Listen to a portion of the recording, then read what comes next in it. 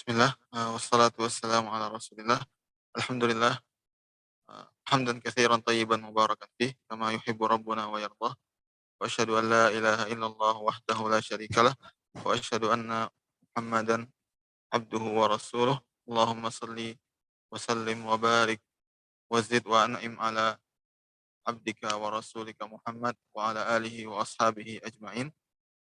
Amma ba'd. Assalamualaikum warahmatullahi wabarakatuh. Uh, Ana ucapkan ahlan wa sahlan kepada saudara-saudariku kaum muslimin dan muslimat. Semoga Allah Subhanahu wa taala senantiasa memberkahi usia, harta dan keluarga kita. Dan semoga Allah Subhanahu wa taala senantiasa membantu dan memberikan taufiknya kepada kita untuk senantiasa melangkah lebih dekat kepadanya, untuk senantiasa uh, terus bersemangat dalam usaha kita menggapai surga, dan semoga Allah Subhanahu wa taala memudahkan kita menjadi hamba-hambanya yang ia ridhai, yang ia cintai, dan yang akan ia berikan surganya di akhirat kelak. Amin amin ya rabbal alamin. Teman-teman sekalian, pada pertemuan kali ini kita akan melanjutkan pembahasan tentang rukun iman yang ke yang keempat, yaitu beriman kepada para nabi dan para rasul. Ya, pada pertemuan yang lalu kita sudah bahas bahwa iman kepada para nabi itu mencakup beberapa hal, ya, mencakup beberapa hal, dan diantaranya adalah mengetahui apa saja ciri khas para nabi. Ya. Mengapa para ulama rahimahullah sangat memperhatikan pembahasan ini? Ya, apa sih keistimewaan, ya, ciri khas para nabi? Ya, agar orang-orang tahu bahwasanya jika seseorang itu merupakan benar seorang nabi, maka hal-hal ini tentunya ada pada diri, ya, ada pada dirinya. Ya, memang kita sebagai seorang muslim sudah tahu seharusnya bahwa tidak ada lagi nabi setelah Nabi Muhammad Shallallahu Alaihi Wasallam. Ya, beliau adalah nabi yang terakhir, rasul yang terakhir. Ya, wahyu terputus dengan terputusnya beliau. Jadi siapapun manusia yang hidup setelah beliau hingga hari kiamat, ya diwajibkan ya untuk mengikuti syariat yang telah beliau bawa. Ya, satu-satunya pilihan bagi dia adalah mengikuti syariat yang diturunkan kepada Nabi Muhammad Shallallahu Alaihi Wasallam. Ya, namun ya terkadang ada sebagian saudara-saudara kita yang mungkin masih belum mencapai pengetahuan ini. Ya, mereka masih tertipu dengan pengakuan-pengakuan orang-orang yang mengaku sebagai nabi, ya, dan seterusnya. Maka ya jika kita mengetahui keistimewaan dan ciri khas mereka, ya kita dengan mudahnya bisa membantah ya pengakuan-pengakuan tersebut. Ya, pada pertemuan yang lalu kita sudah membaca atau menyampaikan satu ciri khas, ya, yaitu keistimewaan yang pertama, yaitu bahwasanya mereka adalah manusia yang terpilih. Ya, dalam artian Allah Subhanahu wa taala lah yang memilih mereka. Ya, bukan mereka yang mengajukan diri, atau bukan mereka yang melamar untuk menjadi nabi, atau bukan mereka yang melatih diri mereka untuk menjadi nabi. Ya, seandainya ada pelatihan-pelatihan, ya seperti Nabi Muhammad, kita lihat ya sebelum beliau menjadi nabi, ya beliau sempat bertahanus istilahnya, yang menyendiri di Gua Hira selama beberapa bulan. Ya. Ini merupakan persiapan dari Allah Subhanahu wa taala, bukan persiapan yang beliau sengaja. Ya, jadi semua ini adalah persiapan-persiapan yang tidak mereka sadari sebagai langkah mereka menuju kenabian. Ya, Nabi Muhammad SAW dijaga pergaulannya, ya tidak ikut-ikutan nakal sebagaimana pemuda-pemuda lain di Mekah ketika itu. Ya, kemudian Nabi Ibrahim juga ya tidak menyembah berhala. Para nabi tidak pernah menyembah berhala seumur hidup mereka. Padahal mereka hidup di tengah-tengah kaum yang menyembah berhala. Ya, ini adalah penjagaan dari Allah Subhanahu wa taala. Ya, tapi bukan berarti itu merupakan kehendak mereka. Bukan berarti mereka lah yang mempersiapkan diri mereka untuk menjadi nabi. Ya, tapi Allah Subhanahu wa taala yang memilih mereka. Ya, kenabian merupakan murni pilihan dari Allah Subhanahu wa taala. Kemudian kita akan masuk ke ciri khas yang kedua, ya, yaitu uh, ciri khas yang kedua adalah bahwasanya para nabi yang diperintahkan dan diberikan hak untuk menyampaikan risalah mereka.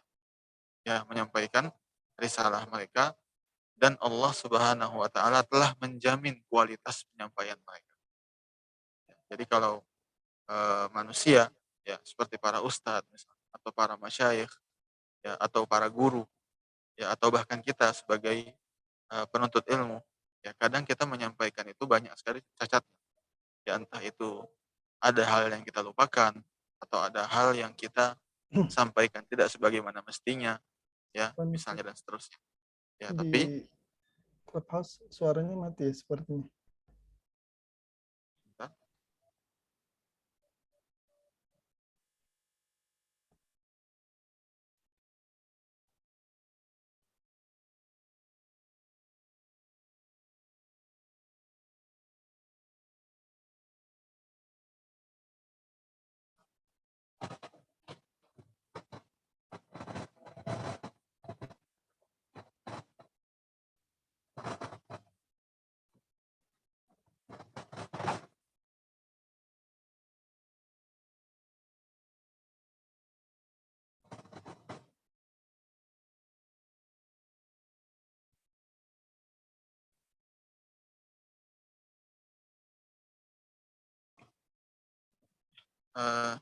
jadi saya ulangi lagi teman-teman sekalian, ciri khas dari para nabi adalah mereka diberikan hak untuk menyampaikan syariat dari Allah Subhanahu wa taala ya, dan Allah Subhanahu wa taala menjaga kualitas penyampaian mereka ya menjadi kualitas penyampaian yang sempurna. Ya berbeda dengan penyampaian kita ya, siapapun kita. Ya, ada mungkin di antara kita yang seorang guru ya, atau ustadz atau syekh bahkan ya, itu bisa jadi ada sesuatu yang salah dalam penyampaian mereka. Ya, tapi Nabi Shallallahu Alaihi Wasallam ya tidak memiliki cacat yang demikian, tidak memiliki cacat yang demikian. Ya, Allah Subhanahu Wa Taala berfirman, Allah Subhanahu Wa Taala yang menyatakan dalam banyak ayat ya bahwasanya tugas Nabi Muhammad Shallallahu Alaihi Wasallam adalah menyampaikan dengan sejelas-jelasnya, ya menyampaikan dengan sejelas-jelasnya.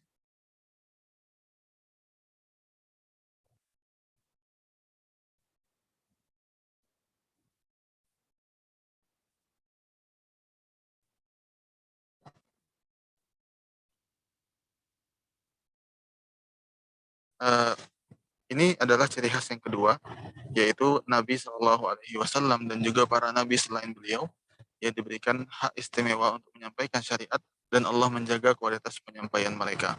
Ya, dan juga Allah Subhanahu wa taala hanya membebani mereka atau hanya menugaskan kepada mereka untuk menyampaikan, ya bukan untuk menjamin keimanan ya umat mereka.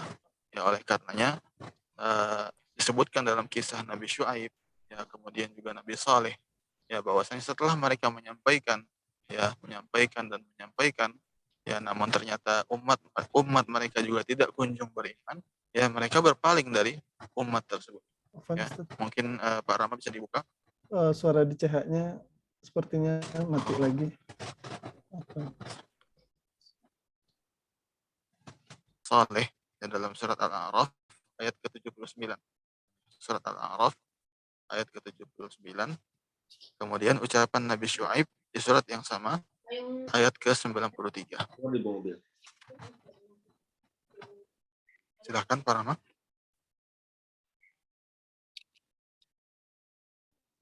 Baik, Ustaz. Surat Al-A'raf ayat ke-79.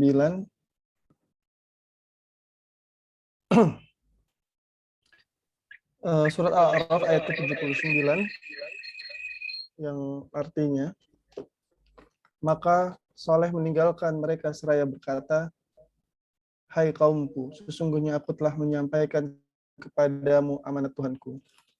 Dan aku telah memberi nasihat kepadamu, tetapi kamu tidak menyukai orang-orang yang memberi nasihat.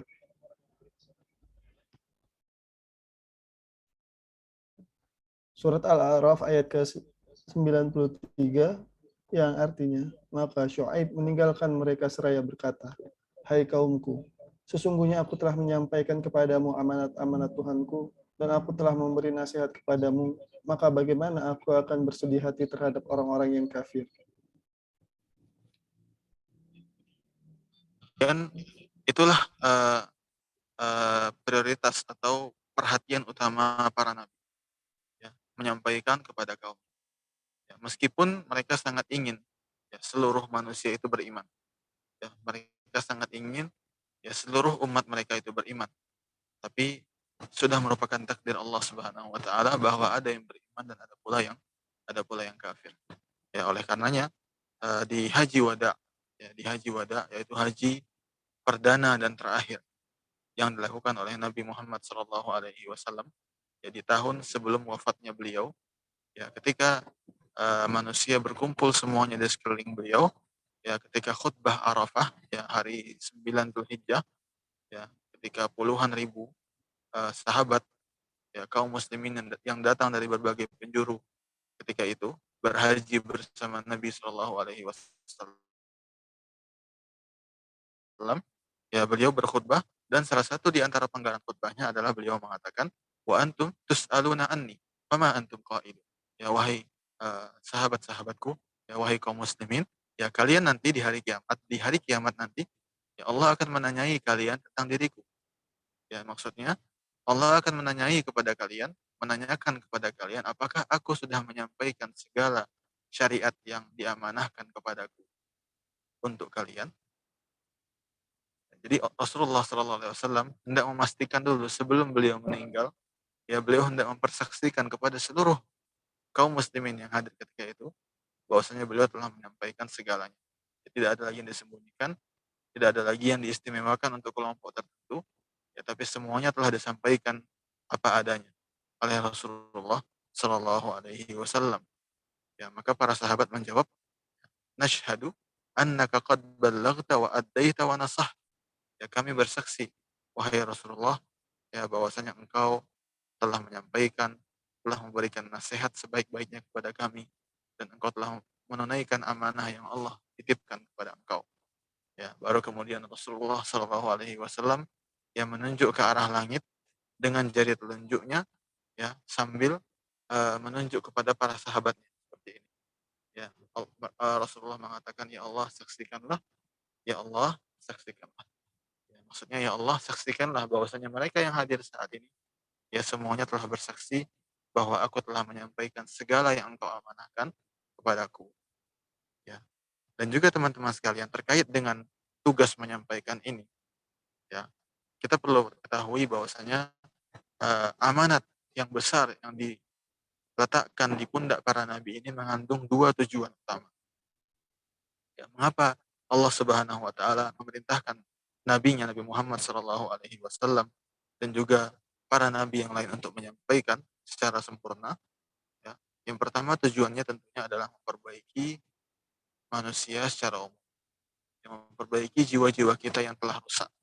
Ya, oleh karenanya disebutkan bahwasanya ketika nabi diutus, ya, para manusia secara umum, ya, bukan hanya di bangsa Arab, ketika itu sedang bergelimang dalam kemaksiatan, perzinaan, merajalela, ya, kemudian manusia hidup dengan hukum rimba, ya, saling menzalimi, yang kuat makan yang lemah, kemudian mereka yang paling parahnya menyembah kepada selain Allah, ya. Kemudian setelah pengutusan Nabi Muhammad SAW, ya, menyampaikan apa yang diamanahkan kepada beliau, ya, tujuannya adalah mensucikan, membersihkan kembali hati dan jiwa yang telah terkotori. Dan ini kita rasakan, teman-teman sekalian, begitu kita datang ke majelis ilmu, ya, begitu kita bertanya tentang sesuatu kepada guru-guru kita, ya, begitu kita baca Al-Quran, ya, membaca buku-buku agama yang berisi nasihat-nasihat kenabian, ya, nasihat-nasihat para ulama, ya, terasa bahwa hati ini kembali, ya, dibersihkan, kembali suci kembali. Ya, jadi tugas atau tujuan pertama dari kewajiban menyampaikan yang diamanahkan kepada para nabi adalah membersihkan jiwa manusia. Dan tujuan yang kedua adalah menegakkan hujjah kepada mereka. Ya, jadi jangan sampai nanti di hari kiamat ketika Allah Subhanahu wa taala tanya, ya, mengapa engkau tidak beriman kepadaku? Ya, jangan sampai nanti ada yang berdalih bahwasanya tidak ada rasul yang datang kepada mereka. Tidak ada ajaran yang datang kepada mereka. Ya, oleh karenanya Allah Subhanahu wa taala berfirman dalam surat An-Nisa, ya, surat ke-4, ya, surat ke-4 ayat ke-165, ya. Silakan dibaca terjemahnya Pak Rama. Ini untuk tujuan yang kedua, yaitu menegakkan hujjah. Silakan dibaca surat An-Nisa ayat ke-165. Surat An-Nisa ayat ke-165 yang artinya, maka kami utus selaku rasul-rasul pembawa berita gembira dan pemberi peringatan agar supaya tidak ada alasan bagi manusia membantah Allah sesudah diutusnya rasul-rasul itu. Dan adalah Allah Maha Perkasa lagi Maha Bijaksana.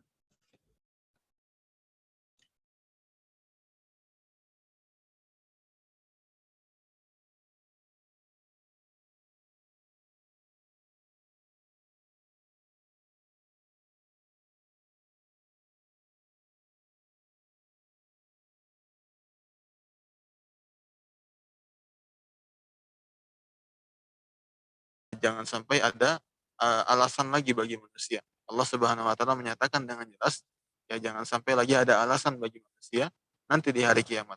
Ya jangan sampai lagi ada yang mengatakan saya belum tahu, ya atau saya belum didakwahi, atau ajaran itu belum sampai kepada saya dan seterusnya.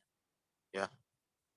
Kemudian juga di antara keistimewaan para nabi, tadi yang pertama kita sudah sebutkan bahwasanya yang pertama adalah mereka adalah manusia pilihan. Dan yang kedua adalah bahwasanya mereka diamanahkan untuk menyampaikan syariat Allah, ya. Dan mereka dijaga dalam hal penyampaian tersebut, ya, dalam artian penyampaian mereka sempurna, suci dari kesalahan, ya suci dari kealpaan, ya suci dari kedustaan, ya suci dari manipulasi atau hal-hal yang lainnya yang bisa menodai sebuah penyampaian. Ya tidak bisa dipengaruhi oleh apapun, ya tidak bisa terpengaruhi oleh politik atau perasaan atau keinginan-keinginan duniawi. Ya, tidak, mereka menyampaikan apa yang mereka dapatkan dari Allah Subhanahu wa taala seutuhnya. Ya, oleh karenanya kita lihat sebelum kita pindah ke poin selanjutnya, kita lihat dalam Al-Qur'an banyak sekali ayat yang menegur nabi sendiri. Ya, kalau kita mau pikir-pikir, ya seandainya nabi ini orangnya memainkan perasaannya dalam menyampaikan, ya seharusnya nabi sembunyikan saja, ya, firman-firman Allah yang berisi teguran keras terhadap diri beliau. Ya, tapi ternyata tidak. Ya, ketika beliau tidak memperdulikan Abdullah ibn Umi Maktub, ya seorang sahabat yang buta yang datang untuk meminta dakwah dari beliau, minta materi agama dari beliau. Ya, beliau mengacuhkan Abdullah bin Umi Maktum dan malah sibuk mendakwahi, ya, para bangsawan Quraisy. Maka Allah Subhanahu wa taala menegur beliau dalam surat Abasa. Menegur dengan keras. Abasa wa tawalla an ja'ahul a'ma wa ma yudrika la'allahu yazakka aw yadhakkaru fatanfa'ahu dzikra. Ya, ini boleh kita baca sebentar Pak Rama. Surat Abasa dari ayat pertama, terjemahannya, biar kita lihat bagaimana Rasulullah SAW juga menyampaikan, ya, apa yang berisi teguran keras untuk beliau. Ya, beliau tidak menyembunyikan hal-hal ini. Ya, silahkan dibaca sebentar surat Abasa dari ayat pertama.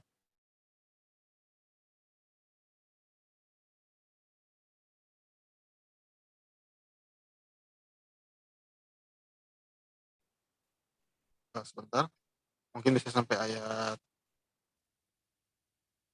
11 saja, sampai ayat 11. 11. Silahkan. Baik, surat Abasa dari ayat pertama ya. Langsung ke artinya aja ya Ustaz. Ya, ayat pertama Baik. sampai ayat 11. Dia Muhammad bermuka masam dan berpaling karena telah datang seorang buta kepadanya. Tahukah kamu barangkali ia ingin membersihkan dirinya dari dosa, atau dia ingin mendapatkan pengajaran, lalu pengajaran itu memberi manfaat kepadanya. Adapun orang yang merasa dirinya serba cukup, maka kamu melayaninya. Padahal tidak ada celaan atasmu kalau dia tidak membersihkan diri atau beriman. Dan adapun orang yang datang kepadamu dengan bersegera untuk mendapatkan ganjaran, sedang takut kepada Allah, maka kamu mengabaikannya. Sekali-kali jangan demikian. Sesungguhnya ajaran-ajaran Tuhan itu adalah suatu peringatan. Ya, subhanallah ya, masya Allah. Eh, Kalau kita mau renungkan teman-teman sekalian, kita saja mungkin sebagai manusia ya, sebagai manusia biasa, mungkin terkadang kalau kita dapat surat teguran atau dapat kritik dari seseorang, malu kita untuk mempublikasikannya, ya, malu kita untuk menyampaikannya kepada orang-orang lain, ya bahkan kepada anak istri kita pun kadang kita ya malu untuk menyampaikan. Tapi perhatikan bagaimana Nabi Shallallahu Alaihi Wasallam ditegur dalam surat ini. Ya, lihatlah bagaimana Muhammad bermuka masam dan berpaling. Ketika datang kepadanya seorang yang buta, tahukah engkau wahai Muhammad? Ya ini jadi kamu dalam 11 ayat ini kalau ada kata ganti kamu itu maksudnya Nabi Muhammad Shallallahu Alaihi Wasallam. Ya tidakkah kamu tahu wahai Muhammad? Bisa jadi orang ini akan mensucikan dirinya atau tidakkah kamu tahu dia bisa saja mengambil pelajaran kemudian dia mengambil manfaat dari pelajaran tersebut. Adapun orang-orang yang merasa sombong, merasa cukup dari Allah Subhanahu wa taala, engkau malah melayaninya. Engkau malah melayaninya. Padahal bukan merupakan tanggung jawabmu jika dia tidak juga mensucikan dirinya. Ya. Adapun orang-orang yang datang kepada engkau dengan bersungguh-sungguh, ya dalam keadaan takut kepada Allah, engkau malah melalaikan. Ya, kalla, sekali-kali jangan berbuat demikian, wahai Muhammad. Sungguhnya agama ini adalah perintah. Jadi, seandainya ada ayat yang mau beliau sembunyikan, pasti beliau akan sembunyikan ini. Ya, tambah lagi. Ya, kalau kita mau lihat satu ayat lagi, ya yang disebutkan oleh para ulama, ya seandainya Nabi Muhammad SAW itu benar-benar memainkan perasaannya dalam hal wahyu, pasti beliau akan sembunyikan ayat ini. Ya, kita lihat dalam surat Al-Hadid, afwan, surat Al-Ahzab maksud saya. Silakan dibuka para mas surat Al-Ahzab. Sebentar ayatnya.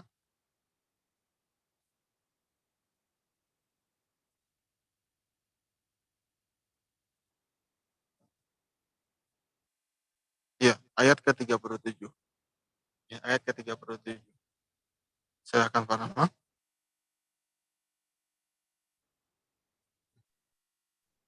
Baik, Ustaz. Surat Al-Ahzab ayat ke-37 yang artinya, dan ingatlah ketika kamu berkata kepada orang yang Allah telah limpahkan nikmat kepadanya, dan kamu juga telah memberi nikmat kepadanya. Tahanlah terus istrimu dan bertakwalah kepada Allah. Sedang kamu menyembunyikan di dalam hatimu apa yang Allah akan menyatakannya. Dan kamu takut kepada manusia, sedang Allah lah yang lebih berhak untuk kamu takuti. Maka tak kala Zaid telah mengakhiri keperluan terhadap istrinya atau menceraikannya, kami kawinkan kamu dengan dia supaya tidak ada keberatan bagi orang mukmin untuk mengawini istri-istri anak-anak angkat mereka. Apabila anak-anak angkat itu telah menyelesaikan keperluan daripada istrinya dan adalah ketetapan Allah, itu pasti terjadi. Ya, jadi subhanallah ayat ini adalah ayat satu-satunya yang menyebutkan nama seorang sahabat ya secara secara jelas ya. Jadi nama Zaid bin Harithah disebutkan di sini. Ya, sahabat Zaid ini disebutkan di sini. Zaid ini adalah eh, apa namanya? Zaid ini adalah anak angkatnya Nabi Shallallahu Alaihi Wasallam. Dan di sini kita perhatikan, kita baca sekali lagi terjemahannya. Ya ingatlah, wahai Muhammad, ya, ketika engkau berkata kepada orang yang telah Allah beri nikmat dan telah engkau beri nikmat. Maksudnya kepada Zaid. Jadi Zaid ini ya tentunya adalah orang yang telah mendapatkan nikmat dari Allah. Dan juga dia juga sudah mendapatkan kasih sayang dari Rasul SAW karena dia merupakan anak angkatnya beliau. Ya. Apa yang beliau katakan kepada Zaid? Amsik alaika zaujak wattaqillah. Ya, tahanlah istrimu. Maksudnya janganlah engkau ceraikan istrimu itu dan bertakwalah kepada Allah. Ya, padahal ucapan Nabi ini memerintahkan Zaid untuk menahan istrinya, ya semata-mata karena malu. Sebenarnya beliau menyukai istrinya Zaid, hendak menikahinya. Ya makanya Allah katakan, wa tukhfi fi nafsika mallahu mubdih. Ya sementara engkau menyembunyikan dalam hatimu apa yang ditampakkan nantinya oleh Allah. Wa takhshan nas wallahu ahaqqu an takhsha. Dan engkau takut kepada manusia, engkau merasa malu di hadapan manusia, ya padahal Allah lah yang lebih berhak untuk engkau takuti. Jadi perhatikan ini masalah perasaan Rasul SAW. Beliau malu untuk menyampaikan perasaan ini. Dalam hati beliau, bagaimana mungkin saya menikahi mantan istri anak angkat saya sendiri. Tapi di sini bukan masalah bagaimana mungkin atau tidak, tapi di sini adalah masalah syariat. Allah Subhanahu wa taala hendak menjelaskan kepada umat ini bahwasanya boleh bagi seseorang untuk menikahi mantan istri anaknya, ya, menikahi mantan istri anak angkatnya maksudnya. Ya, dan Nabi SAW harus mencontohkan hal ini. Ya, makanya Allah Subhanahu wa taala yang menjadikan Nabi SAW sebagai orang pertama yang mempraktekkan hal ini. Ya, beliau menikahi istri dari Zaid yang merupakan anak angkatnya beliau. Ya, padahal kalau kita mau tanya kepada Nabi SAW, mungkin saja beliau mengatakan malu sebenarnya untuk menyampaikan ayat ini kepada umatnya yang berisi ya perasaan beliau kepada seorang wanita, ya berupa yang berisi bagaimana Rasulullah malu menyampaikan sesuatu karena takut kepada orang-orang. Tapi ternyata Allah tegur beliau. Ya, wa takhsyan nasa wallahu ahaqqu an takhsya. Ya, engkau takut kepada manusia sementara Allah lah yang lebih pantas untuk engkau takut. Jadi teman-teman sekalian, demikianlah kesempurnaan ya Rasulullah SAW dalam hal penyampaian. Ya, tidak ada sedikit pun dari penyampaian yang beliau berikan kepada kita yang tercemari oleh apapun. Ya, tercemari oleh tendensi apapun, tidak ada. Tidak ada pengaruh politik atau pengaruh perasaan beliau yang tidak enak atau terpengaruh rasa malu beliau, ya, terpengaruh gengsi. Tidak ada. Semuanya yang Allah perintahkan kepada beliau untuk disampaikan, beliau sampaikan. Apapun itu isinya. Apakah itu menyinggung beliau, apakah itu berisi teguran keras terhadap beliau, ya beliau akan sampaikan. Inilah bedanya penyampaian para nabi dengan penyampaian kita, manusia biasa. Ya. Kemudian keistimewaan yang ketiga, teman-teman sekalian, adalah bahwasanya para nabi sudah dijamin terjaga dari dosa-dosa besar.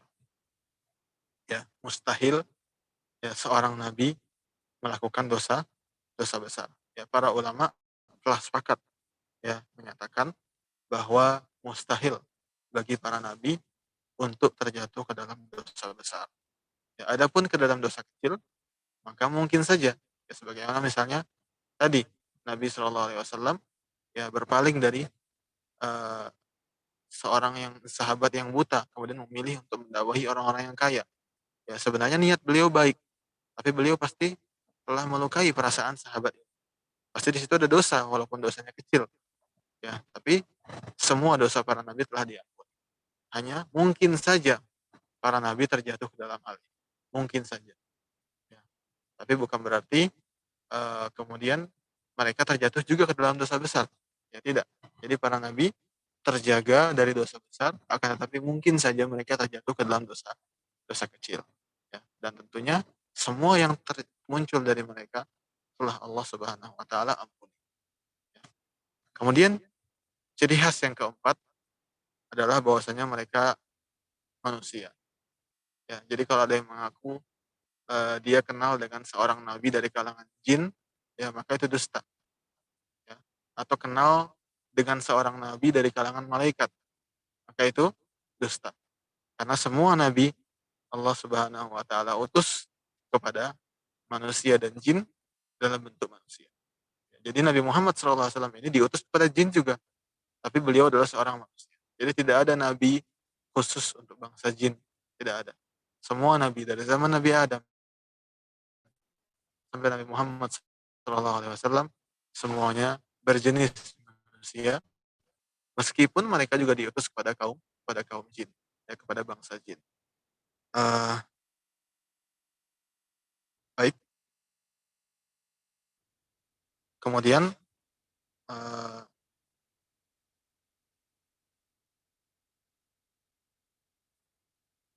para ulama rahimahumullah ya juga menyebutkan beberapa hikmah dari mengapa Allah Subhanahu wa taala memutuskan untuk mengutus rasul dalam jenis manusia.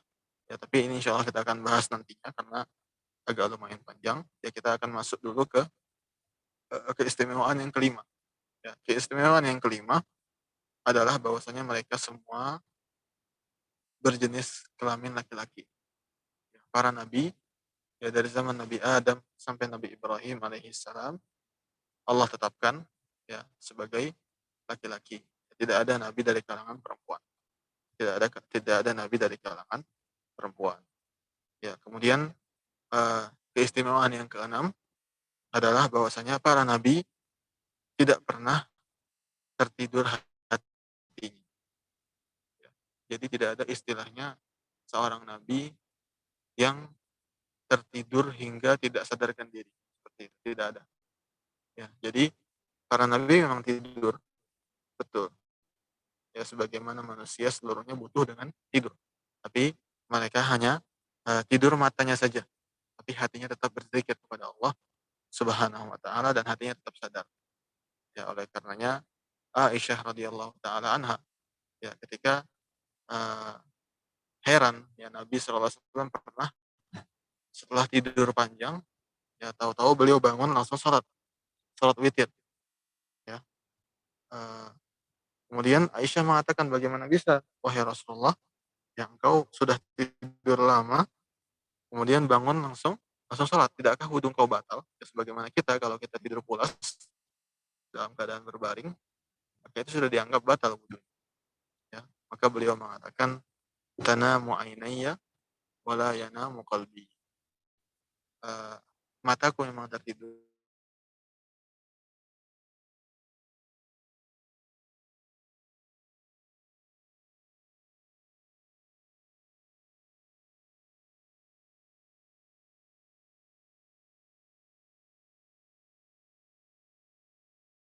Shallallahu alaihi wasallam. Apabila beliau tidur, yaitu yang tertidur hanya matanya saja, tapi hatinya tidak. Wa kadzalikal anbiya. Ya demikianlah juga para nabi seluruhnya. Tanamu a'yunuhum wala tanamu qulubuhum. Hati mereka tidak pernah tidur meskipun mata mereka tertidur. Ya, ini keistimewaan yang keenam. Kemudian keistimewaan yang ketujuh adalah para nabi senantiasa diberikan pilihan sebelum mereka meninggal. Ya, para nabi senantiasa diberikan pilihan sebelum mereka meninggal. Ya. Berbeda dengan kita. Ya. Kita selalu dijemput ajal secara mungkin secara tiba-tiba atau seandainya pun tidak tiba-tiba tapi tidak ada pilihan bagi kita. Ya kita lihat manusia ada di antara mereka yang meninggal dalam kecelakaan, ada di antara mereka yang meninggal karena terjatuh dari tempat yang tinggi secara tidak sengaja, ada di antara mereka yang meninggal karena sakit bertahun-tahun, ya ada di antara mereka yang meninggal karena tenggelam misalnya. Ya, tidak ada yang tahu, ya tidak ada di antara kita yang tahu bagaimana dan kapan dan di mana kita akan meninggal. Tidak ada yang tahu. Tapi Nabi ya Muhammad SAW dan juga para nabi selain beliau, ya mereka memang tidak tahu kapan mereka akan mati, di mana mereka akan mati, bagaimana mereka akan mati, tidak tahu. Tapi mereka dikasih tahu sebelum mereka meninggal. Jadi sebelum tiba ajal mereka, mereka pasti akan diberitahu oleh Allah Subhanahu wa taala bahwa sebentar lagi ya engkau akan meninggal dan saya berikan pilihan kepada engkau.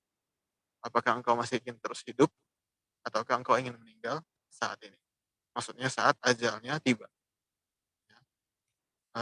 Nabi Shallallahu Alaihi Wasallam bersabda dalam salah satu hadis beliau ya, yang diriwayatkan oleh Al Imam Bukhari, ya beliau mengatakan, "Ma min nabiyyin yamradu illa khuyyira baina dunya wal akhir." Ya, tidaklah ada seorang nabi pun yang sakit keras sudah hampir meninggal, ya kecuali diberikan pilihan kepadanya antara dunia atau akhirat. Ya, maksudnya bukan berarti kalau dia pilih dunia kemudian dia tidak masuk surga, enggak. Maksudnya diberikan tambahan umur untuk kembali hidup di dunia sebelum nantinya masuk surga di akhir. Ya, oleh karenanya salah satu penuturan dari Aisyah ya radhiyallahu taala anha bahwasanya ketika Nabi hampir meninggal, teman-teman sekalian, ketika Nabi Muhammad SAW hampir meninggal, ya Aisyah menyaksikan beliau menunjuk ke atas begini, ya, sambil mengatakan, "Ya Allah, bersama teman-teman di atas," kata Rasulullah, "ma'ar rafiqil a'la." Bersama teman, maksudnya saya ingin bersama dengan yang di atas, kata beliau. Tidak ingin lagi bersama dengan orang yang di bawah, maksudnya di dunia. Jadi ketika itu beliau sedang ditanya, "Wahai Muhammad, engkau ingin bersama siapa sekarang? Ke atas atau ke bawah? Ke langit atau tinggal di dunia?" Ya, beliau mengatakan, ma'ar rafiqil a'la. Ya Allah, aku ingin ya bersama dengan yang di langit, bersama dengan yang di atas. Ya dengan para nabi lainnya yang sudah mendahului beliau dan juga bersama bersama Allah Subhanahu wa taala. Ya beliau mengatakan ma'alladzina an'amallahu 'alaihim minan nabiyyin was-siddiqin wasyuhada'i was-shalihin. Ya, aku ingin bersama orang-orang yang telah Engkau beri nikmat sebelumku, yaitu para nabi, para siddiq, para syahid, dan para orang-orang saleh. Baru kata Aisyah radhiyallahu taala anha, ketika aku mendengar Rasulullah SAW berkata demikian, maka aku pun tahu bahwasanya beliau telah memilih mereka dan memilih untuk meninggalkan kita. Ya. Jadi para nabi diberikan pilihan. Oleh karenanya ada juga kisah Nabi Musa alaihissalam. Ya, ketika beliau hendak ajal beliau hampir tiba, ya Allah memerintahkan kepada malaikat maut untuk datang. Ya, wahai malaikat maut, ya temui Nabi Musa dan sampaikan kepada dia bahwasanya ajalnya sebetulnya akan tiba. Apakah dia ingin mati saat itu juga atau ingin tambahan umur, ingin tambahan usia. Ya, ternyata malah terjadi insiden ya di situ. Ya, Nabi Musa malah memukul malaikat maut karena beliau mengira ini adalah orang asing yang ingin mengganggu beliau. Ya, kemudian akhirnya Nabi Musa mengatakan kalau saya ingin tambahan usia, ya berapa usia yang akan diberikan kepada saya? Ya, baru kata malaikat maut, ya silahkan letakkan tangan kau di atas bulu sapi, ya seberapa banyak bulu yang tertutup, maka sekian tahunlah usia engkau akan ditambah. Ya, namun akhirnya Nabi Musa alaihissalam tetap memilih untuk wafat pada sesuai ajalnya. Ya, jadi teman-teman sekalian, para nabi alaihi wassalam, ya mereka diberikan pilihan ketika akan meninggal. Ya ini adalah keistimewaan yang hanya dimiliki para nabi. Ya. Kemudian keistimewaan yang selanjutnya, keistimewaan yang kedelapan adalah bahwasanya para nabi wajib dikuburkan di mana mereka meninggal. Ya di mana mereka meninggal, disitulah mereka dikuburkan. Tidak boleh dipindahkan barang seinci pun. Ya, di mana mereka meninggal di situ mereka harus dikuburkan. Oleh karenanya ketika Nabi SAW meninggal di kamar Aisyah yang terletak di sebelah masjid, ya maka ketika itu pula Aisyah atau ketika itu pula Nabi SAW dikuburkan di kamar Aisyah, tidak digeser barang sedikit pun. Ya, ketika para sahabat berselisih, ya di mana kita menguburkan Nabi? Ya, apakah di Baqi atau di Mekah ya atau di mana? Ya Abu Bakar radhiyallahu taala mengatakan saya mendengar Nabi Shallallahu alaihi wasallam pernah bersabda, "Lan yuqbara nabiyyun illa haitsu yamut." Ya, nabi tidaklah boleh dikubur kecuali di mana mereka wafat. Kemudian di antara keutamaannya atau keistimewaan yang selanjutnya yang nomor 9 adalah bahwasanya eee, para nabi alaihi wassalatu wassalam, ya jasad mereka ya tidak akan dimakan oleh bumi, ya tidak akan dimakan oleh bumi. Jadi sampai saat ini ya nabi yang telah wafat dari Nabi Adam hingga Nabi Muhammad alaihi wassalatu wassalam, ya jasad mereka masih utuh ya sebagaimana ketika mereka meninggal. Tidak berkurang sedikit pun, tidak rusak sedikit pun. Ya, masih utuh karena Allah Subhanahu wa taala mengharamkan kepada bumi untuk memakan jasad para nabi. Ya, Rasulullah SAW bersabda, "Annallaha harrama 'alal ardi ajsadal anbiya."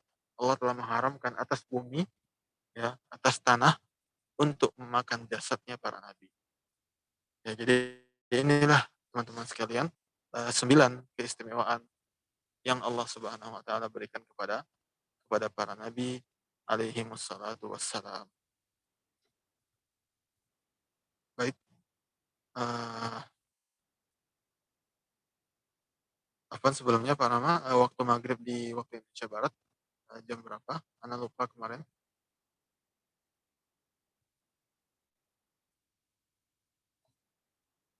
Jam 5:40 ya kalau tidak salah. 5:49 Ustaz. Saat ini jam 5:03 dan maghribnya 5:49. Oh iya, baik, jazakallah khair. Kalau begitu kita lanjut sedikit ya, teman-teman sekalian. Eee, Kemarin ini sebagai jawaban atas pertanyaannya Pak Saleh, eee, kalau teman-teman masih ingat, ya beliau sempat bertanya, bagaimana kita beriman kepada para nabi selain Nabi Muhammad, ya alaihi wassalatu wassalam. Bagaimana wujud keimanan kita kepada mereka, ya. Di sini teman-teman sekalian perlu kita ketahui bahwa, keimanan kepada para rasul, kepada para nabi alaihi wassalatu wassalam, itu terbagi menjadi 2 jenis, ya. Ada keimanan yang sifatnya umum, ya, ada keimanan yang sifatnya rinci, ya. Bagaimana beriman kepada mereka secara umum, ya. Beriman kepada mereka secara umum adalah dengan mengimani, segala atau mengimani seluruh rasul yang pernah Allah utus kepada manusia dan mempercayai bahwa mereka seluruhnya tanpa terkecuali, ya telah bersikap jujur dan wajib dibenarkan atas apa yang mereka sampaikan. Dan juga kita wajib mengimani bahwa mereka telah menyampaikan secara sempurna segala amanah yang Allah titipkan di atas pundak mereka. Jadi ada 3 poin di sini yang harus kita imani terkait mereka secara umum. Ada 3 kesamaan. Yang pertama, kita meyakini bahwa mereka diutus oleh Allah Subhanahu wa taala. Ya. Siapapun nabi itu, baik kita kenal atau tidak, baik kita ketahui namanya atau tidak, kita yakini bahwa setiap nabi dan rasul yang pernah ada di muka bumi ini sebelum Nabi Muhammad SAW, ya, adalah nabi atau rasul yang benar-benar diutus oleh Allah Subhanahu wa taala. Kedua, kita meyakini bahwasanya mereka, ya, adalah sosok yang jujur dan yang wajib dibenarkan. Ya, jujur dan wajib untuk dipercayai segala apa yang mereka ucapkan. Kemudian poin yang ketiga adalah meyakini bahwa mereka telah menyampaikan segala yang ditugaskan kepada mereka. Ya, tidak seorang pun dari mereka yang menyembunyikan apa yang telah Allah amanahkan kepada mereka. Ya, ini 3 poin, ya, untuk mengimani para rasul secara umum. Ya, baik yang kita ketahui namanya ataupun tidak. Kemudian, bagaimana mengimani mereka secara rinci?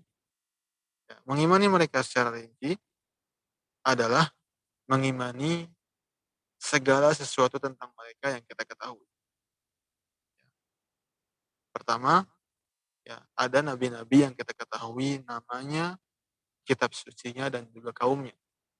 Di antara sekian banyak nabi, ya, ada di antara mereka yang kita ketahui namanya, kita ketahui pula kitab sucinya, ya, kita ketahui pula kaum yang mereka diutus kepadanya. Ya. Pertama adalah Nabi Ibrahim, ya, alaihissalam. Ya, ini mungkin boleh dicatat oleh teman-teman sekalian. Jadi biar kita tahu nih siapa saja nabi-nabi yang sebenarnya kita ketahui, ya, dan yang harus kita imani namanya. Ya. Yang pertama adalah Nabi Ibrahim alaihissalam. Ya, kita ketahui bahwasanya beliau memiliki sebuah kitab suci yang disebut dengan Suhuf, ya, lembaran-lembaran Nabi Ibrahim, dan beliau diutus kepada kaum yang tinggal di daerah Harran, tinggal di daerah Harran, ya. Harran ini sekitar uh, di utaranya Arab Saudi sekarang, ya. Dan beliau diutus kepada para penyembah berhala di sana. Kemudian yang kedua Nabi Musa alaihissalam. Ya, kitab suci beliau adalah Taurat dan beliau diutus kepada Fir'aun beserta para pengikutnya dan juga kepada Bani Israel. Ya, jadi Fir'aun ini bukan dari Bani Israel. Ya, jadi kalau ditanya kepada siapa saja Nabi Musa diutus, ya jawabannya tidak hanya kepada Bani Israel, tapi kepada Bani Israel beserta Fir'aun dan pengikutnya. Ya, Fir'aun berasal dari bangsa Kipti, ya bangsa Kipti yang tinggal di Mesir. Jadi Nabi Musa diutus kepada Fir'aun beserta kaumnya, yaitu kaum Kipti, dan juga kepada Bani Israel. Kemudian Nabi Daud alaihissalam. Nabi Daud, ya kitab sucinya adalah kitab suci Zabur. Ya, dan beliau diutus kepada Bani Israel. Ya, diutus kepada Bani Israel. Kemudian Nabi Isa alaihissalam, ya beliau diberi kitab suci yaitu kitab Injil, dan juga beliau diutus kepada Bani Israel.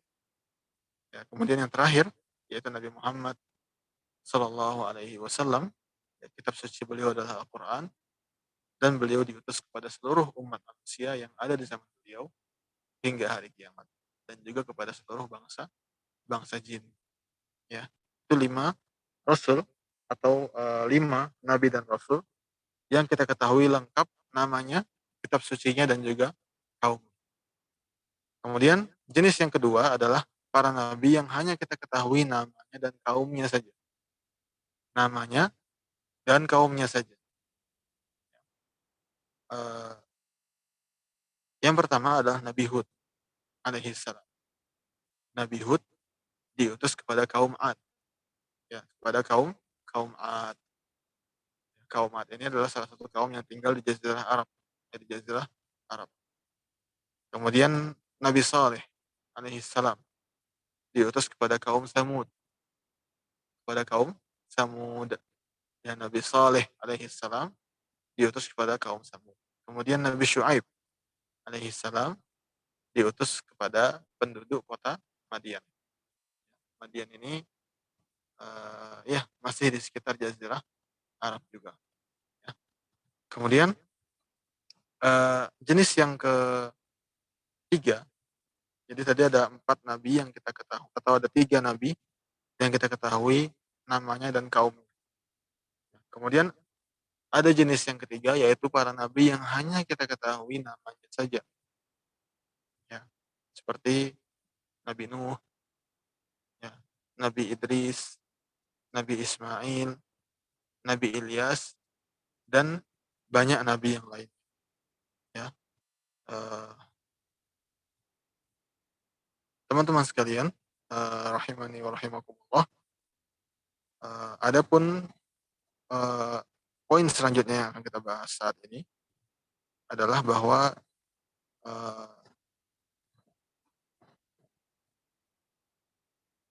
hal yang perlu kita imani tentang para rasul, ya, selain yang tadi sudah saya sebutkan, dan ciri-ciri khas mereka, kemudian siapa saja di antara mereka yang kita ketahui namanya, siapa saja di antara mereka yang kita ketahui kitab sucinya dan kaumnya, ya juga ada poin selanjutnya, yaitu kita harus meyakini, ya ini penting teman-teman sekalian, karena kita ketika mengakui beriman kepada para nabi dan rasul, ini harus kita hadirkan dalam hati kita.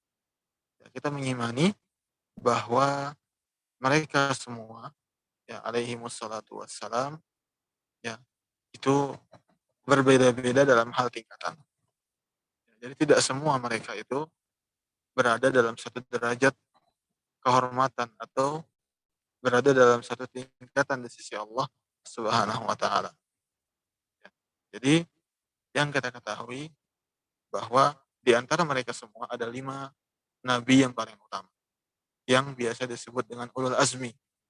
Ya, biasa disebut dengan ulul azmi. Ya, mereka adalah Nabi Nuh, Nabi Ibrahim, Nabi Musa, Nabi Isa, dan Nabi kita Muhammad Sallallahu Alaihi Wasallam. Kemudian di antara 5 ini ada 2 nabi yang paling utama, yaitu Nabi Muhammad dan Nabi Ibrahim alaihi wassalatu wassalam.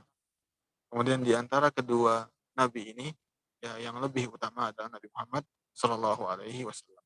Ya, jadi nabi yang paling utama adalah Nabi Muhammad alaihi wassalatu wassalam. Jadi tidak boleh kita meyakini bahwa seluruh nabi itu sama. ya Nabi Muhammad dengan nabi lainnya sama dalam keutamaan, tidak. Ya Nabi Muhammad Shallallahu alaihi wasallam adalah nabi yang paling mulia. Ya, namun tidak, ini bukan berarti para nabi yang lain tidak mulia, tidak. Tapi di antara mereka yang mulia ini, ya Nabi Muhammad lah yang paling utama. Ya, seperti itu. Kemudian teman-teman sekalian, eh, mungkin itu saja yang bisa saya sampaikan terkait dengan keimanan kepada para nabi. Dan sebagai penutup, ya kita akan sebutkan eh, sekitar 4 buah atau 4 faedah yang seharusnya bisa kita petik dari keimanan kita kepada para nabi alaihi wassalatu wassalam. Ya, yang pertama adalah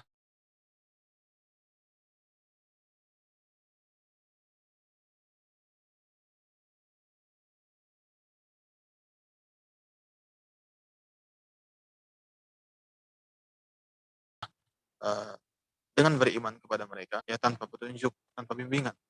Ya Allah Subhanahu wa taala memberikan kepada kita ya sosok yang bisa kita teladani, yang menjadi pembimbing spiritual ya bagi kita, yaitu para nabi dan para rasul alaihi wassalatu wassalam.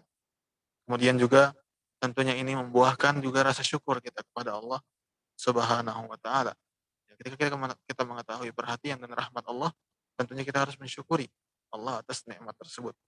Ya, bahkan para ulama rahimahumullah mengatakan bahwasanya nikmat terbesar yang eh, kita dapatkan, yang seharusnya kita syukuri dengan semaksimal mungkin adalah nikmat diutusnya para rasul kepada kita. Ya, karena seseorang ya seandainya dia tidak dapat makanan atau minuman atau harta, ya maka hal terburuk yang bisa terjadi padanya adalah ya mudarat dari segi duniawi, yaitu meninggal. Ya, tapi kalau dia tidak mendapatkan bimbingan dari para rasul dan para nabi, maka naudzubillah ya akibat terburuk yang bisa dia dapatkan adalah kekekalan dalam neraka Allah azza wajalla. Jadi ini harus kita sadari senantiasa dan harus kita syukuri terus nikmat ini. Kemudian juga dengan mengimani para rasul, pelajari kisah hidup mereka, ya seharusnya kecintaan kepada mereka semakin tumbuh dalam hati kita. Ya, kecintaan kepada mereka seharus semakin bertumbuh kembang dalam dalam hati kita. Ya, ketika kita melihat bagaimana mereka berjuang mati-matian ya untuk menyampaikan risalah, menyampaikan ajaran kepada kita, ya ini menunjukkan bahwasanya mereka sangat mengasihi kita. Ya, bahkan eh, para nabi adalah makhluk Allah yang paling menyayangi kita. Makhluk Allah yang paling menyayangi kita adalah para nabi. Ya, oleh karenanya Nabi SAW mengatakan, ya kalian tidak akan beriman secara sempurna sampai ia lebih mencintai aku dibandingkan segala sesuatu selainku. Ya, segala makhluk selainku. Ya. Jadi eh, dengan mengetahui hal ini semua, seharusnya kecintaan kita kepada para nabi ya semakin bertumbuh, ya semakin berkembang dan semakin ya menjadi kecintaan terbesar yang ada dalam hati kita. Ya, dan juga teman-teman sekalian, pelajaran yang terakhir yang bisa kita ambil dari keberadaan para rasul adalah memperhatikan bahwa yang menggarisbawahi bahwa kehidupan yang hakiki atau prestasi yang hakiki adalah apa yang terjadi setelah kematian kita. Ya, lihatlah para nabi alaihi wassalatu wassalam, ya, bagaimana mereka sudah beribu-ribu tahun lalu wafat. Ya. Nabi Muhammad SAW sudah 1400 ya 40 tahun yang lalu wafat. Ya. Tapi nama beliau sampai saat ini masih sedemikian harum. Ya, bahkan lebih dikenal dibandingkan di zaman beliau. Ya, bagaimana ini mengajarkan kepada kita bahwa prestasi yang seharusnya kita torehkan semenjak saat ini adalah bagaimana nanti kita setelah meninggal. Apakah jejak yang baik yang akan kita tinggalkan ataukah jejak yang buruk yang akan kita wariskan. Jadi teman-teman sekalian, ketika kita membaca kisah para nabi, membaca keutamaan-keutamaan mereka, ya kita seharusnya sadar bahwa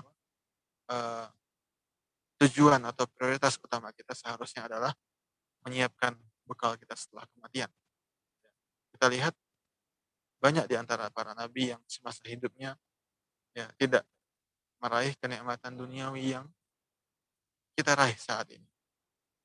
Sekarang saya berada di kota Madinah, ya, suhu saat ini ya sekitar antara 43 sampai 46 setiap harinya derajat Celcius. Dan ini uh, sudah terasa luar biasa panas ya bagi saya pribadi. Dan seandainya kita merasa panas, kita bisa masuk ya ke ruangan ber-AC atau minimal kita bisa pakai kipas. Ya, tapi di zaman Rasul alaihi wassalatu wassalam, perhatikan di Haji Wada saja.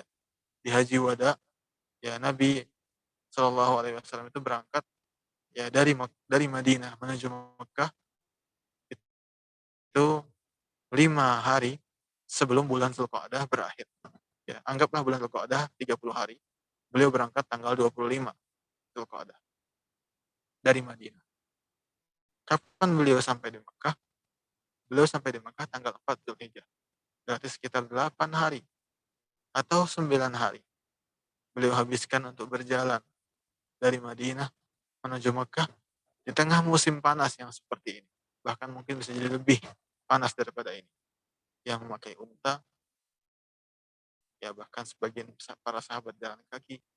Ya, kemudian teman-teman sekalian lihat bagaimana beliau tidak pernah tidur di atas kasur yang saat ini kita nikmati, spring bed, ya, kasur double, king, queen dan seterusnya.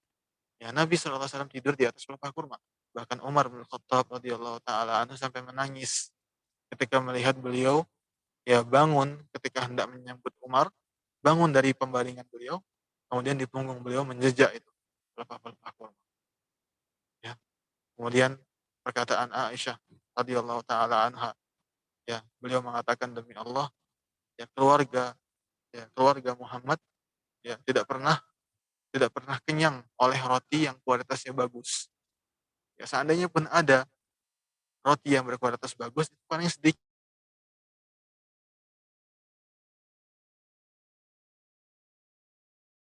hanya sekedar beras yang grade dan seterusnya. Ya, sementara beliau tidak pernah merasakan hal yang demikian.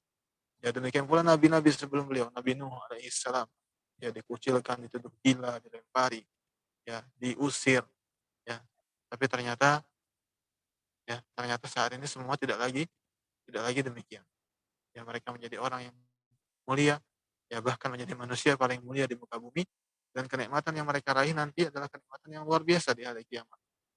Jadi teman-teman sekalian, membaca kisah para nabi seharusnya membuat kita semakin terikat semakin terpaut hati kita dengan akhirat.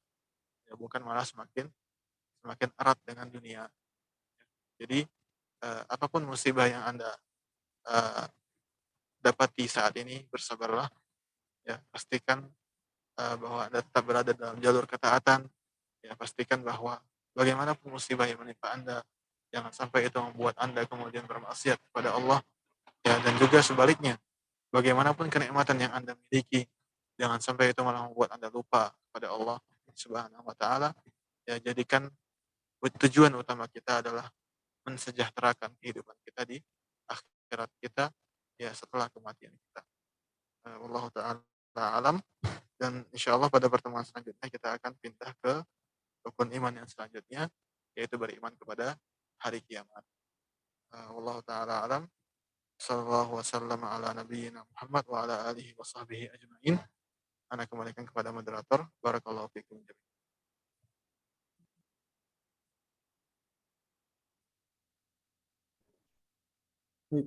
Syukran jazakumullahu khairan Ustaz atas untayan ilmu serta nasihat yang diberikan di kesempatan kajian kali ini. Semoga Allah senantiasa merahmati serta memberkahi ilmu dan usia Ustaz.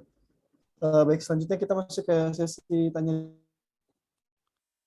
Teman-teman ingin bertanya, silakan langsung raise hand, baik di Zoom atau di Clubhouse, atau boleh ditulis di kolom chat atau ditulis di back channel kepada kami agar kami bacakan apabila ada pertanyaan yang ingin ditanyakan.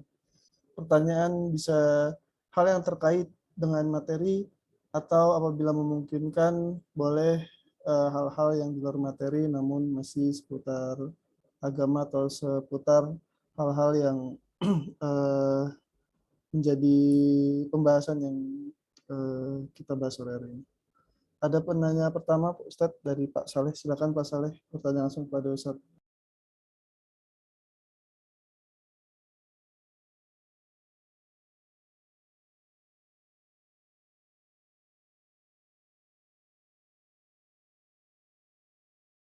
Kebaikan dan keselamatan di dunia dan di akhirat. Amin. Ustadz, setelah kita beriman kepada para nabi dan para rasul selain Rasulullah SAW, apakah kita ada kewajiban untuk melaksanakan syariat yang dibawa oleh rasul-rasul dan nabi-nabi tersebut? Nah, itu yang pertama, Ustadz. Yang kedua, di dalam rukun iman itu disebutkan beriman kepada Rasul, kepada kitab, itu secara umum. Tidak disebutkan khusus untuk Al-Quran dan Nabi Muhammad SAW. Apakah itu berarti rukun iman yang diberitahukan oleh Jibril tersebut itu juga berlaku untuk diimani oleh orang selain Muslim? Begitu Ustadz. Sehingga mereka nanti di akhirat, apakah orang-orang selain Muslim akan dihukumi atas dasar syariat-syariat yang dibawa oleh Nabi Muhammad SAW? Dua pertanyaan itu Ustadz. Syukron, jazakumullah khair.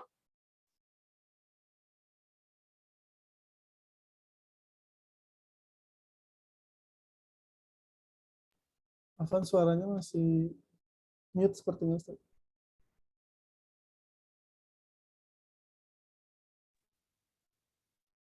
Ya, barakallahu fiik. Terkait pertanyaan yang pertama, Pak Saleh, syariat para nabi sebelum Nabi Muhammad SAW, kita hanya diperintahkan untuk menjalankan apa yang diakui oleh Rasul SAW sebagai syariat kita juga.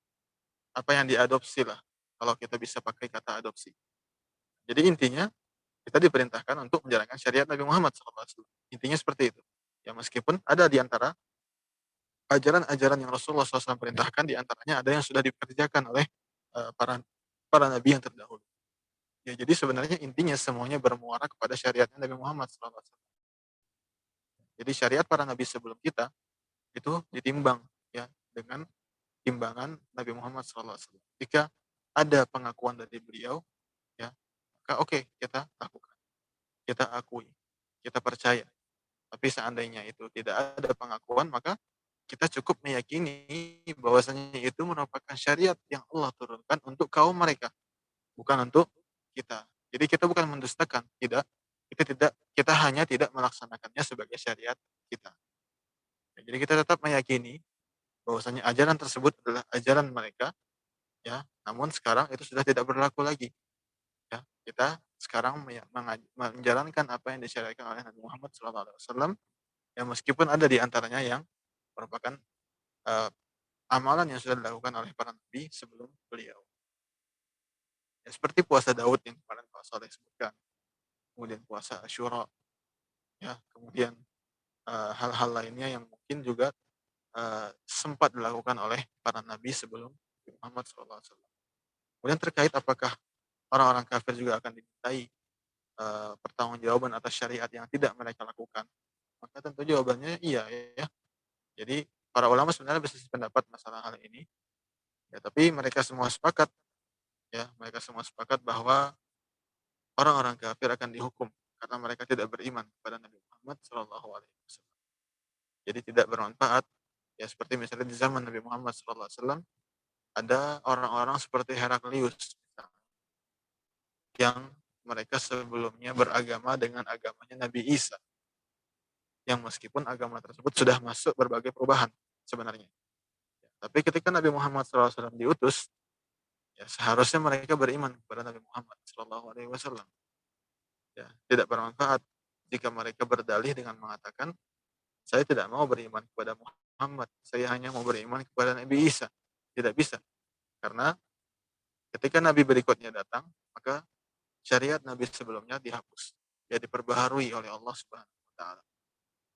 Jadi jika demikian keadaan orang-orang Nasrani dan Yahudi di zaman Nabi Muhammad, apalagi di zaman ini, ya orang-orang Nasrani dan orang-orang Yahudi di zaman ini, mereka tidak bertemu dengan Nabi mereka, Nabi Isa dan Nabi Musa tidak bertemu. Ya apalagi ajaran-ajaran mereka sudah dimasuki berbagai perubahan yang valid, perubahan yang terbukti.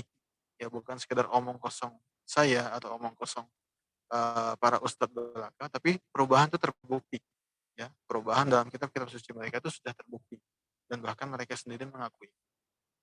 Jadi terlepas dari apakah kitab mereka berubah atau tidak, meskipun sudah merupakan kewajiban bagi kita untuk meyakini bahwa kitab mereka tidak lagi otentik, tapi seandainya pun kitab mereka masih otentik, maka sudah kewajiban bagi mereka untuk beriman kepada Nabi Muhammad alaihi salatu wassalam.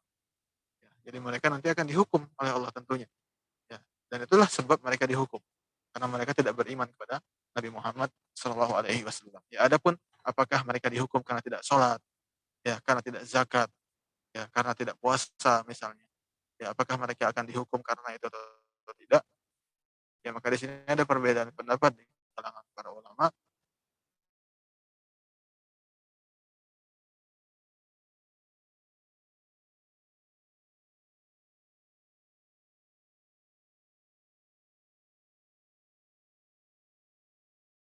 Ya tapi dia kan bagaimana mungkin orang kafir dihukum karena nggak sholat, sedangkan kalau dia sholat pun nggak diterima. Ya. Kalau orang kafir sholat kan tidak diterima. Kalau orang kafir puasa zakat kan tidak diterima. Ya. Mereka haji misalnya tidak diterima. Ya. Kenapa mereka dihukum? Ya, maka jawabannya adalah mereka dihukum karena mereka tidak melakukan hal yang bisa membuat semua itu diterima, yaitu mereka tidak masuk Islam. Kalau mereka masuk Islam, tentu semua ibadah tadi akan diterima dari mereka. Tapi karena mereka memutuskan untuk tidak masuk Islam dan menyebabkan semua ibadah tadi tidak diterima, maka mereka dihukum atas hal tersebut. Jadi hukuman demi hukuman nanti akan diterima oleh mereka-mereka yang tidak mau beriman kepada Nabi Muhammad Shallallahu Alaihi Wasallam. Semoga sudah terjawab pertanyaannya, Ustaz. Barakallahu fiik.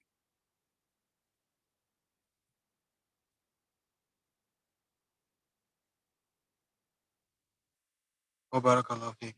Wa jazakallahu khair. Baik, buat teman-teman yang lain, apakah ada yang ingin bertanya? Silakan untuk ditanyakan dengan raise hand di Clubhouse atau di Zoom, atau juga bisa di chat di kolom chat dari Zoom atau back channel di Clubhouse.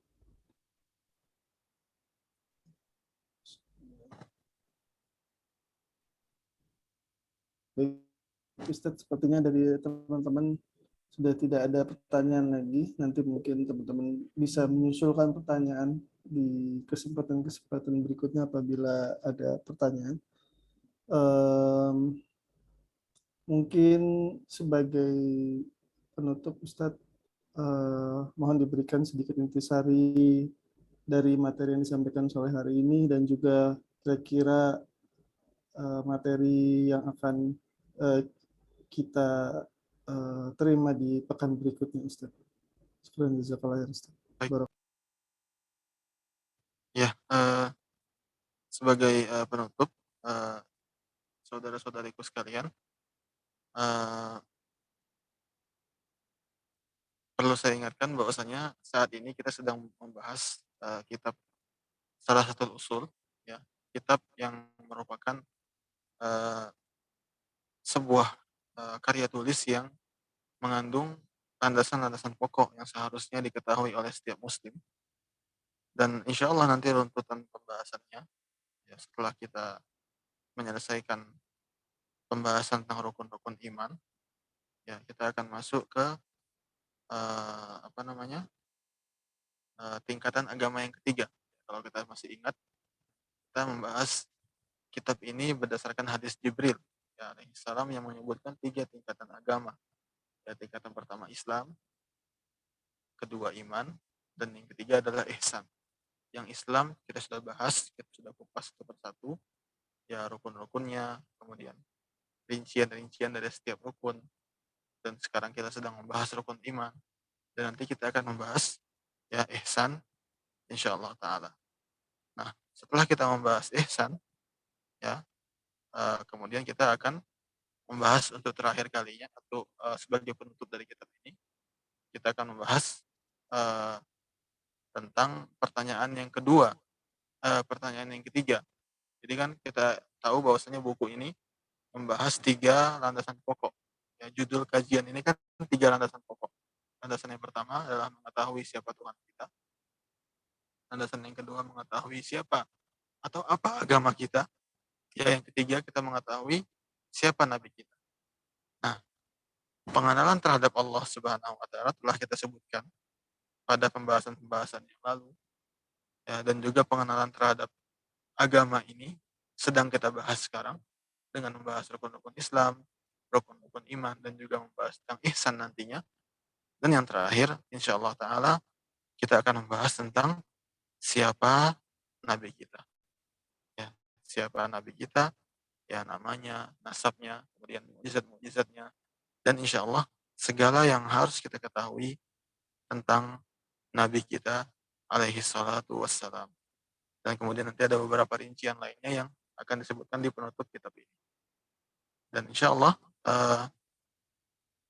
pada pertemuan yang berikutnya, yaitu di Sabtu depan, kita akan membahas rukun iman yang kelima atau rukun iman yang sebelum terakhir, yaitu beriman kepada hari kiamat. Dan mungkin bagi teman-teman yang mencatat, ya saya selalu menyebutkan tiap akhir pembahasan dari setiap rukun iman, saya selalu menyebutkan apa sebenarnya buah dari beriman kepada rukun iman. Ya, beriman kepada Allah, apa buah-buahnya, beriman kepada kitab-kitab Allah, apa saja faedahnya, ya beriman kepada para malaikat, apa saja faedahnya, dan tadi barusan beriman kepada para nabi juga saya sebutkan, apa seharusnya nilai-nilai yang membekas dalam jiwa dan kehidupan sehari-hari kita dengan mengimani para nabi alaihi wassalatu wassalam. Dan inilah teman-teman sekalian yang harus kita perhatikan. Jadi rukun iman, ya bukan sekedar kita mengucapkan saja saya beriman kepada ini itu, ya tidak, tapi kita mengetahui apa saja kandungannya, bagaimana cara beriman dengan rukun iman ini secara benar. Kemudian juga kita harus menyadari apa nilai-nilai yang seharusnya kita dapatkan dari keimanan kita terhadap rukun iman tersebut. Ketika kita beriman kepada Allah, apa faedah-faedahnya, apa buahnya, apa nilainya. Ketika kita beriman kepada kitab-kitab Allah, apa seharusnya pengaruhnya kepada diri kita, dan seterusnya. Ya, jadi teman-teman sekalian, faedah-faedah ini penting, ya juga untuk mengukur seberapa sih jujurnya keimanan kita kepada hal tersebut. Ya ketika kita mengaku beriman kepada para nabi, tapi ternyata kita belum cinta kepada mereka, masih mendahulukan pendapat orang lain di atas pendapat mereka, ya masih mendahulukan hawa nafsu pribadi di atas keharusan untuk meneladani mereka, ini merupakan hal yang uh, tanda tanya. Ya, apakah Anda sudah jujur beriman kepada para nabi atau belum? Ya, ketika kita beriman kepada para nabi, ya kepada Nabi Muhammad SAW khususnya, kita tahu bahwasanya beliau adalah seorang yang benar-benar tidak peduli terhadap dunia. Ya, beliau hanya menggunakan dunia secukupnya, dan apa yang beliau miliki beliau kerahkan seluruhnya untuk akhirat.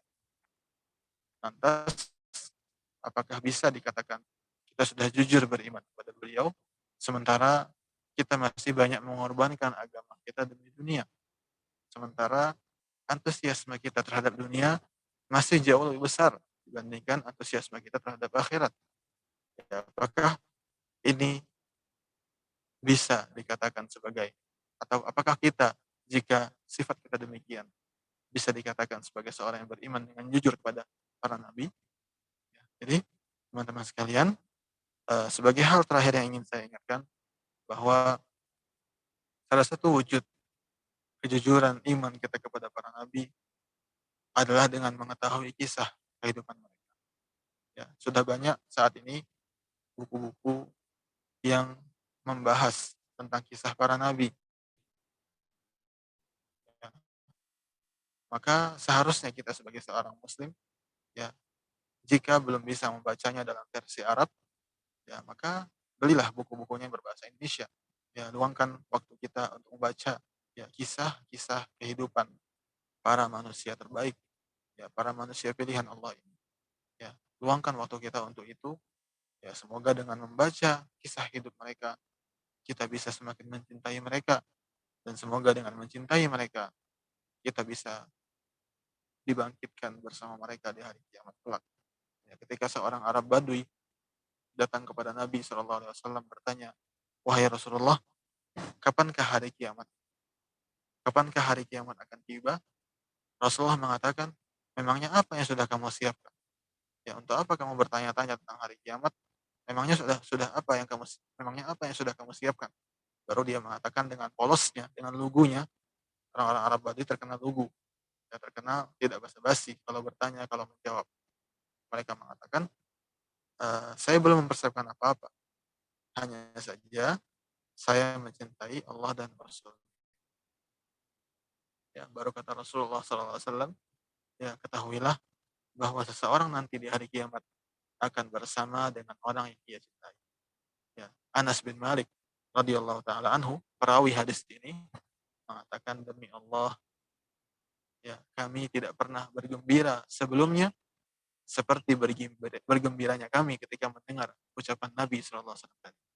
Ya, ketika kami mendengar Nabi mengatakan seseorang akan bersama dengan orang yang ia cintai, maka kami sangat bergembira. Ya, Anas kemudian mengatakan, fa inni uhibbu Rasulullah sallallahu alaihi wasallam wa uhibbu Abu Bakar wa uhibbu Umar wa uhibbu Utsman wa uhibbu Ali. Ya, aku mencintai Abu Bakar, aku mencintai Rasulullah, aku mencintai Abu Bakar, aku mencintai Umar, aku mencintai Utsman, dan aku mencintai Ali, dan aku berharap agar Allah membangkitkan aku bersama mereka meskipun amalku belum sampai pada tingkatan amal mereka. Tapi ingat teman-teman, kecintaan di sini bukan kecintaan yang berupa ucapan belaka, tapi kecintaan yang hakiki, kecintaan yang sejati, ya, seperti itu. Barakallahu fiik. Mohon maaf Pak Rama, seperti iPad-nya juga sudah overheat ini. Mungkin sekalian ditutup saja di Baik. Barakallahu fiik. Barakallahu Ustaz. Jazakallahu khairan. Silakan disampaikan aja ke Buat teman-teman. teman-teman di Clubhouse terutama, Afwan, Ustadz, iPad-nya yang digunakan untuk online kali ini sepertinya overheat karena cuaca di Arab Saudi saat ini sudah mencapai di atas 40 derajat. Namun alhamdulillah kita sudah sampai di penghujung dari pembahasan pada sore hari ini. Semoga Allah senantiasa menjadikan ilmu yang kita dapatkan yang bermanfaat untuk dunia dan akhirat kita kelak. Amin ya rabbal alamin. Ana ucapkan terima kasih, syukran jazakumullah khairan buat Ustadz. Semoga Allah senantiasa menjaga Ustadz beserta keluarga dan orang-orang yang Ustadz cintai. Ana juga ucapkan terima kasih banyak buat teman-teman semua yang udah membantu di Zoom juga, Akh Agung, Akh Detre, Akh Joko, dan juga Akh Fida, dan di Clubhouse, Akh Alfa, Akh Zul, Akh Muhammad Afif, dan Akh Ari, serta Pak Soleh yang sudah bertanya, karena dari pertanyaan antum kami semua mendulang lebih banyak lagi faedah di kesempatan sore hari ini.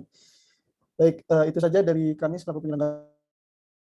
Kami mohon maaf atas adanya kekurangan dari penyelenggaraan qadarullah, namun sudah dimaksimalkan pula agar kita semua dapat menerima ilmu ini dengan sebaik-baiknya. Baik, marilah sama-sama kita tutup dengan doa kafaratul majelis. Subhanakallahumma bihamdika asyhadu an la ilaha illa anta astaghfiruka wa atubu ilaik. Assalamualaikum warahmatullahi wabarakatuh.